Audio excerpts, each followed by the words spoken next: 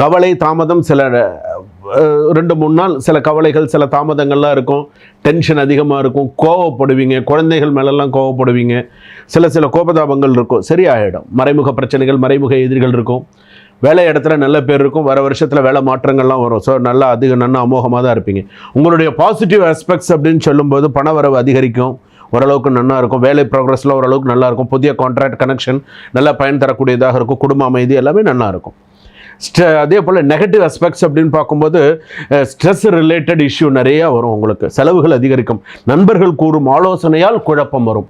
நீங்களாக முடிவெடுத்தீங்கன்னா நல்லாயிருக்கும். அவங்க அதை சொல்கிறாங்க, இவங்க எதை சொல்கிறாங்க, நீங்கள் செஞ்சீங்க அப்படின்னு சொன்னால் குழப்பி விட்டுட்டு போயிடுவாங்க.